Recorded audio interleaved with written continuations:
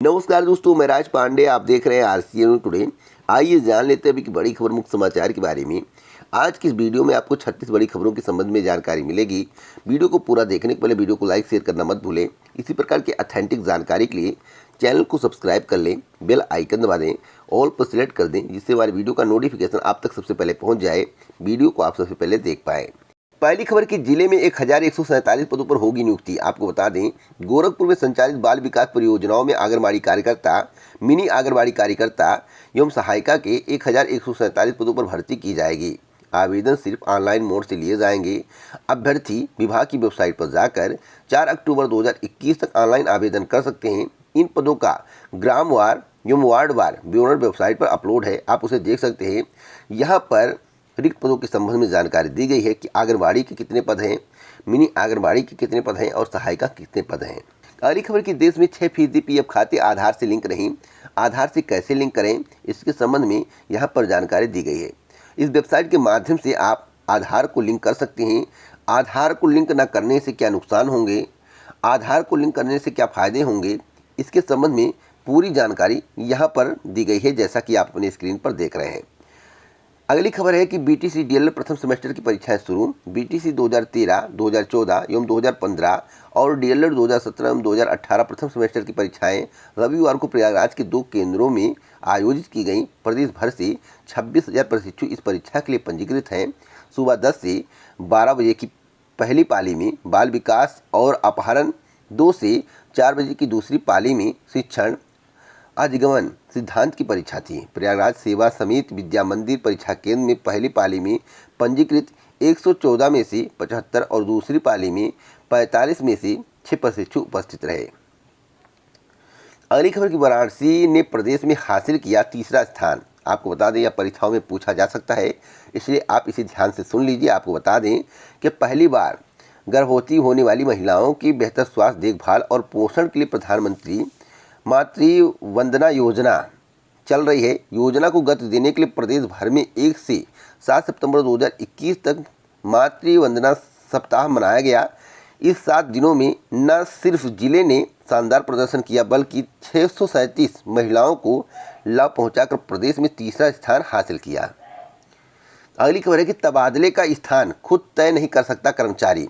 Supreme court का अहम फैसला है स्थानांतरण नियोक्ता का अधिकार। आपको बता दें, सुप्रीम कोर्ट ने कहा कि कोई कर्मचारी किसी स्थान विशेष पर तबादला करने के लिए जोर नहीं दे सकता है।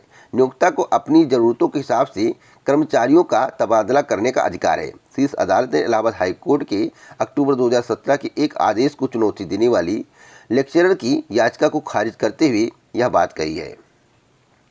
अगली खबर विद्यापीठ की है। विद्यापीठ में इसी सप्ताह होगी काउंसलिंग। 25 पाठ्यक्रमों में दाखिले के लिए कट ऑफ मेरिट 16 सितंबर 2021 तक जारी किए जाएंगे। आगे बढ़ेगी प्रक्रिया। यहाँ पर एक और महत्वपूर्ण जानकारी है कि बीकॉम की एक सीट पर 8 से अधिक दावेदार हैं। यूपी कॉलेज की स्नातक और स्नातकोत्तर के विभिन्न पाठ्यक्रमों में दाखिले की प्रक्रिया जारी है। इस क्रम में तीसरे दिन रविवार को 2 पालियों में बीकॉम व एमएससी कृषि की प्रवेश परीक्षा हुई। दोनों परीक्षा में पंजीकृत 1658 में से 1425 अभ्यर्थी प्रवेश में शामिल हुए, जबकि 233 अभ्यर्थियों ने परीक्षा छोड़ दी। प्रवेश परीक्षा में 85.94% उपस्थिति रही। अगली खबर उत्तर प्रदेश लोक सेवा आयोग की है।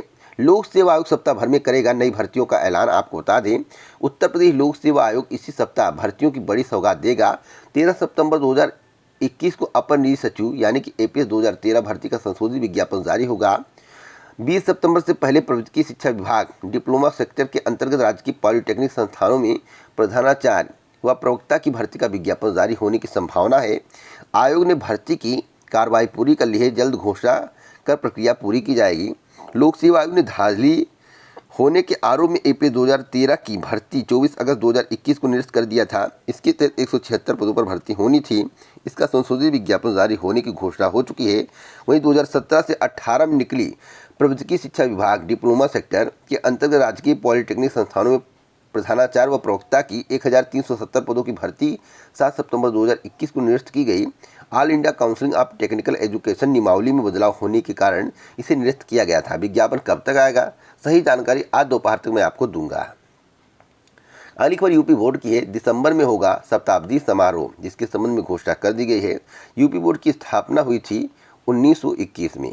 अगली खबर बीएसएससी की है। बीएसएससी के 13,120 पदों के लिए काउंसलिंग डेट जारी न करने से अभ्यर्थी नाराज, दिया ए अल्टीमेटम। आपको बता दें कि बीएसएससी की ओर से वर्ष 2014 में प्रथम इंटर स्तरीय संयुक्त परीक्षा के लिए आवेदन लिया गया था। 7 वर्ष बीतने के बाद भी पूरी प्रक्रिया फाइनल नहीं हो सकी है। 13,120 पदों को लेकर छात्रों को अभी तक इंतजार है। अब आंदोलन की चेतावनी छात्रों के द्वारा दी गई है। इसके संबंध में अगर जल्द से जल्द आदेश जारी नहीं किया गया। अगली खबर दरोगा भर्ती को लेकर है। दरोगा भर्ती के अभ्यर्थियों ने शासन प्रशासन की सद्बुद्धि के लिए किया सुंदरकांड का पाठ। आपको बता दूं कि दरोगा भर्ती 2016 के अभ्यर्थियों ने रविवार को सुंदरकांड का पाठ कर शासन प्रशासन की सद्बुद्धि की प्रार्थना की। ये अभ्यर्थी नियुक्ति की मांग को लेकर इको गार्डन में बीते 18 दिन से धरना दे रहे हैं। कोई सुनवाई न होने से नाराज अभ्यर्थियों ने 14 सितंबर 2021 को बड़े आंदोलन करने की चेतावनी दी है। अभ्यर्थियों की रविवार को हुई बैठक में 14 सितंबर 2021 को होने वाले आंदोलन की रूपरेखा तय की गई। आपको बता दूं 2486 ऐसे अभ्यर्थी हैं जो ट्रेनिंग करके बैठे हैं, इन्हें नियुक्ति नहीं दी जा रही है। आप बताइए 2016 वालों को नियुक्ति नहीं दी जा रही है तो 2021 वालों का क्या हाल होगा, इसके संबंध में कमेंट बॉक्स में जरूर बताइएगा। अगली खबर है कि स्नातक परास्नातक इंजीनियरिंग करने वालों को टैबलेट देगी सरकार। प्रतियोगी परीक्षाओं की तैयारी करने वाले युवाओं को मिलेगा यात्रा भत्ता। फिलहाल इसका भी कोई बजट पास नहीं है और मैं आपसे बताना चाहता हूं, यहां पर पूरी जानकारी दी गई। मुख्यमंत्री योगी आदित्यनाथ ने रविवार को संत कबीर नगर जिला कारागार समेत 245 करोड़ की 122 परियोजनाओं का लोकार्पण किया। अब मैं आपसे बता दूं, जो भी लोकार्पण किए जा रहे हैं, शिलान्यास किए जा रहे हैं या चुनाव 2022 के मद्देनजर किए जा रहे हैं और सरकार के द्वारा घोषणाएं अभी तक क्यों नहीं की गई, चुनाव के 4 महीने पहले क्यों की गई। जब दिसंबर या जनवरी माह में आदर्श आचार संहिता लागू हो जाएगी तो कोई भी प्रक्रिया आगे नहीं बढ़ पाएगी। और प्रतियोगी परीक्षाओं की तैयारी करने वाले युवाओं को जो यात्रा भत्ता देने का ऐलान किया गया है, 90,000 नई भर्तियों की घोषणा की गई, तो 90,000 भर्तियाँ जो आएंगी एक भी कंप्लीट नहीं होंगी। दूसरी बार यात्रा भत्ता की है तो यात्रा भत्ता तभी दिया जा सकता है जब बजट पास हो। राजस्थान में यह व्यवस्था सबसे पहले की गई। राजस्थान में कांग्रेस की सरकार है और राजस्थान में 11 से 12 करोड़ रुपए का सालाना यात्रा भत्ता का बजट पास किया गया है। कोई भी अभ्यर्थी हो परीक्षा में प्रतिभाग करेगा, उसका किराया नहीं लगेगा। वहाँ पर अभी चुनाव है या नहीं है आप लोगों को मालूम होगा, लेकिन उत्तर प्रदेश सहित 5 राज्यों में चुनाव है और चुनाव के मद्देनजर सरकार द्वारा घोषणा करना, युवाओं को लुभाना, यह कितना सही, आप लोग अपनी राय कमेंट बॉक्स में जरूर बताइएगा। अगली खबर बीएचयू की है। 28 सितंबर 2021 से 4 अक्टूबर तक होंगी प्रवेश परीक्षाएं। बीएचयू में यूजी पीजी में दाखिले के लिए आवेदन की समय सीमा रविवार को पूरी होने के बाद अब अभ्यर्थी प्रवेश परीक्षा की तैयारी में जुट गए हैं। नेशनल टेस्टिंग एजेंसी अर्थात एनटीए की ओर से 28 सितंबर 2021 से 4 अक्टूबर 2021 तक वाराणसी सहित देश भर में 185 केंद्रों पर परीक्षा कराई जाएगी। आवेदन करने वाले अभ्यर्थियों के पास 13 सितंबर 2021 तक प्रवेश परीक्षा फीस जमा करने और 14 और 15 सितंबर 2021 तक ऑनलाइन आवेदन में गड़बड़ियों में सुधार करने का मौका दिया गया है। अगली खबर है कि काउंसलिंग में मिलेगा 4 गुना अभ्यर्थियों को मौका। काशी विद्यापीठ की खबर है। कट ऑफ लिस्ट 2 से 3 दिन के अंदर होगी जारी। महात्मा गांधी काशी विद्यापीठ में स्नातक और स्नातकोत्तर में दाखिले के लिए काउंसलिंग जल्द शुरू होगी। प्रवेश परीक्षा परिणाम जारी करने के बाद विश्वविद्यालय प्रशासन कट ऑफ लिस्ट भी 2 से 3 दिन के अंदर जारी कर देगा। वहीं ऑनलाइन काउंसलिंग में एक सीट पर 4 गुना अभ्यर्थियों को ऑनलाइन प्रमाण पत्र अपलोड करने का मौका दिया जाएगा। 30 पाठ्यक्रमों में मेरिट से होगा दाखिला। काशी विद्यापीठ के 59 पाठ्यक्रमों में से 29 पाठ्यक्रमों में प्रवेश परीक्षाएं कराई गई थी। वहीं 30 पाठ्यक्रमों में महज 1766 आवेदन आए थे। निर्धारित सीट के सापेक्ष दोगुने से कम आवेदन आने के कारण 30 पाठ्यक्रमों में दाखिला मेरिट ही से लेने का फैसला किया गया। यानी कि 30 पाठ्यक्रम ऐसे हैं जिस पर केवल मेरिट के आधार पर चयन किया जाएगा। तो अगर आप दाखिला लेना चाहते हैं तो आवेदन कर दीजिए। अगली खबर यूपी बोर्ड की है। कंट्रोल रूम से की जाएगी ऑनलाइन निगरानी। आपको बता दें उत्तर प्रदेश माध्यमिक शिक्षा परिषद की ओर से 18 सितंबर 2021 से आयोजित होने वाली हाई स्कूल और इंटरमीडिएट की अंक सुधार परीक्षाओं की निगरानी राज्य स्तरीय कमांड सेंटर के साथ साथ जिले के कंट्रोल रूम से भी होगी। परीक्षाओं की ऑडियो वीडियो रिकॉर्डिंग कराई जाएगी। साथ ही साथ कोविड प्रोटोकॉल का भी 100% पालन कराया जाएगा। जिले में परीक्षा के लिए 12 केंद्र बनाए गए हैं, जहां हाई स्कूल में 851 और इंटर में 653 अभ्यर्थी पंजीकृत हैं। अगली खबर की कानपुर के जिलाधिकारी आलोक रक्षा मंत्री के निजी सचिव नियुक्त। आपको बता दें केंद्र सरकार ने कानपुर के जिलाधिकारी आलोक तिवारी की नियुक्ति रक्षा मंत्री राजनाथ सिंह के निजी सचिव के पद पर कर दी है। केंद्र ने प्रदेश सरकार को तत्काल आलोक को नई तैनाती के पद पर ज्वाइन करने के लिए कार्यमुक्त करने को कहा है। आलोक का पद निदेशक स्तर का होगा और नियुक्ति 5 वर्ष के लिए की गई है। वहीं अब आलोक के स्थान पर कानपुर के नए जिलाधिकारी की तैनाती की जानी है। इसके लिए सरकार कई IAS अधिकारियों के नाम पर विचार कर रही है। अगली खबर की नौकरी का फर्जी विज्ञापन निकालने वाली वेबसाइट के संचालक पर केस। आपको बता दें, उत्तर प्रदेश माध्यमिक शिक्षा सेवा चयन बोर्ड से मिलती जुलती वेबसाइट बनाकर शिक्षक भर्ती निकालने वाली वेबसाइट संचालक के खिलाफ कर्नलगंज थाने में रिपोर्ट दर्ज कर ली गई है। बोर्ड के उप सचिव नवल किशोर की तहरीर पर पुलिस ने कार्रवाई की है। जालसाजी के इस बड़े मामले की जांच क्राइम ब्रांच की साइबर सेल करेगी। फर्जी वेबसाइट के माध्यम से 24,178 पदों पर भर्ती का विज्ञापन जारी किया गया था, जिसमें टीचर के पद थे, ग्रुप डी के पद थे और मैनेजमेंट के भी पद शामिल थे। अगली खबर नई प्राथमिक शिक्षक भर्ती को लेकर है। नई प्राथमिक शिक्षक भर्ती के लिए ट्विटर पर अभियान। आपको बता दूं, नई प्राथमिक शिक्षक भर्ती की मांग कर रहे DLED BTC प्रशिक्षित युवाओं ने रविवार को इस मुद्दे को लेकर ट्विटर पर अभियान शुरू कर दिया है। इस मांग को लेकर प्रशिक्षित शिक्षकों ने पिछले दिनों परीक्षा नियामक प्राधिकारी का घेराव भी किया था, जिसके बाद से मुख्यमंत्री योगी आदित्यनाथ के ट्विटर हैंडल से ट्वीट करके 3 सदस्यीय नई कमेटी के गठन की बात कही गई। साथ ही बेसिक शिक्षा विभाग में नए पदों का सृजन कर कमेटी की रिपोर्ट के आधार पर आगे की प्रक्रिया को संचालित करने का आश्वासन दिया गया है। मैं आप सभी को बताना चाहता हूं, कुछ भी कहा जाए और कुछ भी आश्वासन दिया जाए, जब तक आप निरंतर प्रयास नहीं करेंगे तब तक नई प्राइमरी शिक्षक भर्ती आपको देखने को नहीं मिलेगी। हाँ, जहाँ तक रही रिपोर्ट की बात, जो समिति गठित की गई है, 15 अक्टूबर के पहले रिपोर्ट जो है सरकार को सौंप दी जाएगी और अक्टूबर माह में कुछ ना कुछ घोषणा हो सकती है, अगर आप लगातार निरंतर प्रयास करते रहेंगे। अगली खबर है कि काशी विद्यापीठ में प्रवेश के लिए तैयार हो रही है cut off list. Online counselling में मिलेगा 4 गुना अभ्यर्थियों को मौका। अगली खबर संस्कृत विश्वविद्यालय की है। 30 अंक के प्रैक्टिकल में मिले 32 नंबर। गलती विश्वविद्यालय की है, परेशान हो रही छात्रा। संपूर्णानंद संस्कृत विश्वविद्यालय में एक परीक्षार्थी को 30 अंक का प्रैक्टिकल में 32 अंक मिलने का मामला सामने आया है। छात्रा का नाम है मीरा देवी। मीरा देवी ने 2019 से विश्वविद्यालय से संबंध बिहार के मां मुंडेश्वरी संस्कृत महाविद्यालय उत्तर माध्यमा प्रथम खंड की परीक्षा उत्तीर्ण की थी। प्रथम खंड में उन्हें 300 में से 211 अंक मिले। वहीं षष्ठम प्रश्नपत्र में गृह विज्ञान की प्रायोगिक परीक्षा में 30 में से परीक्षार्थी को 32 अंक दे दिया गया। 2020 में उत्तर माध्यमा उत्तीर्ण करने के बाद प्रधानाचार्य को अंक पत्रों में गड़बड़ी नजर आई तो परीक्षा नियंत्रक से बात की। परीक्षा नियंत्रक ने अंक पर संशोधन के लिए आवेदन मांगा। वहीं प्रार्थना पत्र देने के बाद अब विश्वविद्यालय प्रशासन संबंधित परीक्षार्थी से अर्थदंड जमा करने का निर्देश दिया है। परीक्षार्थी का कहना है कि यह चूक विश्वविद्यालय स्तर से हुई है, ऐसे में अर्थदंड हम क्यों जमा करें। परीक्षा नियंत्रक डॉक्टर राजनाथ का कहना है कि इस संबंध में कोई आवेदन नहीं मिला है। आवेदन मिलने के बाद ही कुछ कहा जा सकता है। तो फिलहाल आवेदन क्यों नहीं मिल रहा है? पैसे के चक्कर में जो अर्थदंड मांगा गया है वह छात्रा देने को तैयार नहीं। छात्रा का कहना है जब विश्वविद्यालय ने गलती की है तो अर्थदंड हम क्यों दें।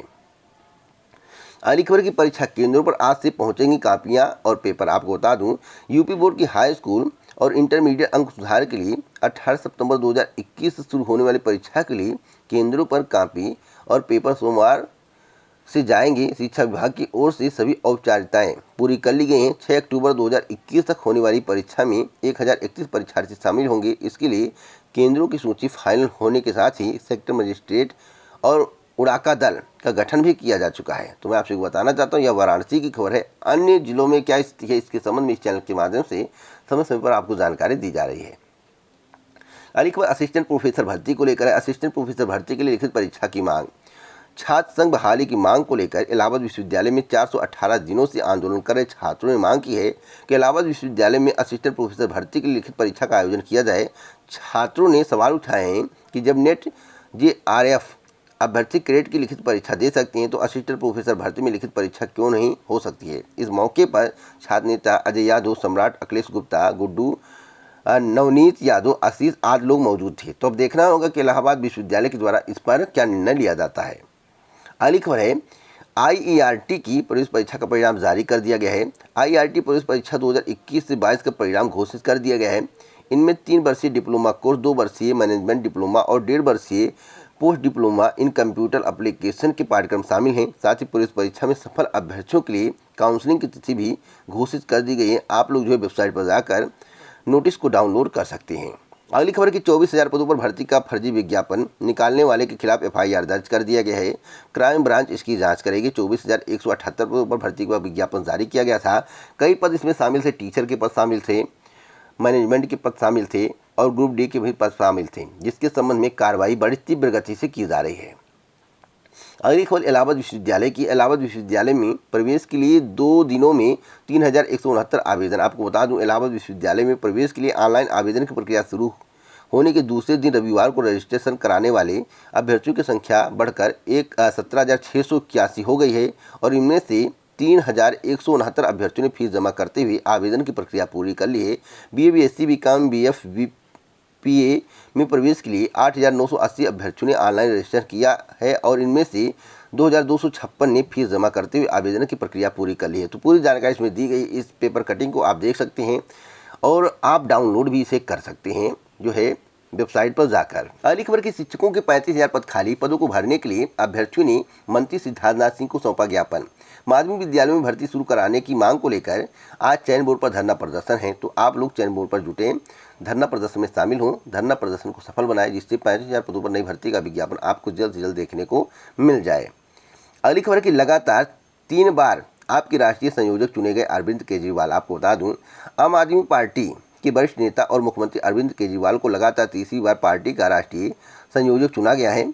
आपकी नवनिर्वाचित राष्ट्रीय कार्यकारिणी की पहली बैठक में सर्वसम्मति से यह निर्णय लिया गया है। वरिष्ठ नेता पंकज गुप्ता को राष्ट्रीय सचिव और ND गुप्ता को राष्ट्रीय कोषाध्यक्ष चुना गया है। इन सभी नेताओं का कार्यकाल 5 वर्ष का होगा।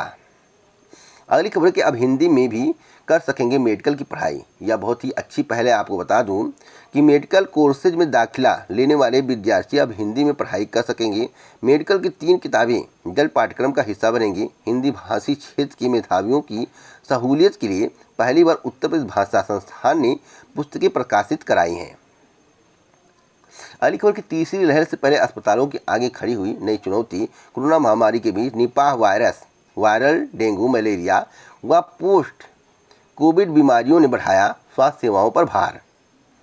अगली खबर की सपा शासन में हटाए गए 25,000 संविदा कर्मियों की बहाली की मांग। आपको बता दूं कि स्वयं शासन कर्मचारी संगठन ने सपा सरकार में संविदा से हटाकर ठेका प्रथा से जोड़े गए तकरीबन 25,000 संविदा कर्मचारियों को फिर से संविदा पर रखने की मांग की है। रविवार को संगठन के अधिवेशन शपथ ग्रहण समारोह में पहुंचे कानून मंत्री ब्रजेश पाठक को पदाधिकारियों ने इस संबंध में ज्ञापन सौंपा है। अगली खबर है कि फिजिक्स ने उलझाया तो बायोलॉजी ने किया खुश। आपको बता दूं, नीट की परीक्षा रविवार को आयोजित की गई है। आपको बताना चाहता हूं कि लड़कियां अपने पिताजी का पैर छूकर गई, लड़के अपने पिताजी का पैर छूकर गए और यहां पर देखिए सेंटर पर दिखाया गया कि पिताजी से आशीर्वाद लेती हुई यह बच्ची सफलता को किस तरह से हासिल करेगी, इसके नेचर से दिख रहा है। तो यह गुण इसके अंदर है, तो सफल होना निश्चित है। मैं आपसे बताना चाहता हूं कि रविवार को नीट देकर केंद्रों से बाहर निकले छात्राओं ने फिजिक्स के प्रश्नों को उलझाने वाला और लंबा बताया, साथ ही केमिस्ट्री और बायोलॉजी के सवालों को आसान बताया। आपको बताना चाहता हूं कि परीक्षा केंद्रों पर अभ्यर्थियों की भीड़ दोपहर 12 बजे से पहले ही जुटना शुरू हो गया था। ज़्यादातर अभ्यर्थी अभिभावकों के साथ परीक्षा केंद्र तक पहुंचे थे। ऐसे में परीक्षा देने से पहले अभिभावकों ने बच्चों की सफलता के लिए प्रार्थना की, तो कुछ अभ्यर्थियों ने चेहरे पर खुशी जाहिर की। मैं आपसे बताना चाहता हूं कि जिस तरह से अभ्यर्थियों का हुजूम दिखाई दिया नीट परीक्षा के लिए, वह बहुत ही अच्छा है और इसी तरह से हुजूम होना चाहिए। और जिस तरह से संस्कार लड़कियों में भरा हुआ है, यहाँ पर देख सकते हैं, वही संस्कार सभी के अंदर होना चाहिए। अपने पिताजी का पैर छूती हुई यह बच्ची आपको सामने दिखाई दे रही है। अगली खबर है कि लड़कों से अलग कक्षा में बैठेंगी लड़कियां, PG तक पढ़ाई की मंजूरी, हिजाब अनिवार्य। आपको बता दूं, तालिबान सरकार के शिक्षा मंत्री ने कहा लड़कियों को विश्वविद्यालय में पढ़ने की सशर्त अनुमति देंगे। मैं आपसे बताना चाहता हूं कि तालिबान आतंकी ढेर है। अफगानिस्तान में तालिबान का राज आतंकी राज को पनाह देता है। इनके जो मंत्री हैं वे आतंकवादी हैं। मैं आपको बता दूं, आतंकवादी हैं। अब आतंकवादी क्या कर सकते हैं, किस तरह की शिक्षा दे सकते हैं, आपको भली भांति मालूम होगा। कहीं इन्हें गन चलाना ना सिखा दें, कहीं इन्हें आतंकवादी ना बना दें, इसमें भी शक नहीं है। अगली खबर है कि पहली बार विधायक बने भूपेंद्र, गुजरात के सीएम शपथ आज। भाजपा ने फिर चौंकाया, विधायक दल की बैठक में सर्वसम्मति से चुने गए नेता। आपको बता दूं, भूपेंद्र पटेल गुजरात के नए मुख्यमंत्री होंगे। पहली बार विधायक बने पटेल का चयन कर भारतीय जनता पार्टी ने एक बार फिर सभी को चौंका दिया है। विधायक दल की रविवार को हुई बैठक में पाटीदार समाज से संबंध रखने वाले पटेल को सर्वसम्मति से नेता चुना गया है। रविवार को देर शाम राज्यपाल आचार्य देवव्रत से मुलाकात कर उन्होंने सरकार बनाने का दावा पेश किया। मैं आपसे बताना चाहता हूं कि ऐसा क्यों किया गया, क्योंकि चुनाव है और जब कोई कमी सरकार को दिखती है, बीजेपी को दिखती है, तो सीएम बदल देती है। उत्तराखंड का हाल आप लोग देखते होंगे और आपको भली भांत मालूम होगा, राज्यपाल को हटा दिया गया, कई बार सीएम बदले गए। यही हाल गुजरात का है। तो प्रक्रियाएं अच्छी नहीं हैं, कार्य अच्छा नहीं, जिसके कारण इन्हें लगातार हटाया जा रहा है। अब कोई कहे दे कि हम नेतृत्व में काम करना चाहते हैं, हम संगठन में काम करना चाहते हैं, तो यह अलग बात है। एक और महत्वपूर्ण खबर है यूपी की। यूपी की पीटी परीक्षा परिणाम को लेकर एक चर्चा जोरों शोरों से है कि 15 सितंबर को परिणाम जारी किया जाएगा। इसमें कितनी सच्चाई है, इसके संबंध में इस चैनल के माध्यम से आज आपको जानकारी दी जाएगी। तो आप लोग जो है इंतज़ार करिए, आज शाम तक मैं जानकारी कलेक्ट करने के बाद आप तक जानकारी पहुंचा दूंगा। इसी प्रकार की ऑथेंटिक जानकारी के लिए आप हमसे जुड़ सकते हैं। जुड़ने के लिए चैनल को सब्सक्राइब करें, बेल आइकन दबाएं और प्रेस करें। वीडियो को लाइक शेयर करना मत भूलें। जय हिंद, जय भारत दोस्तों, नमस्कार।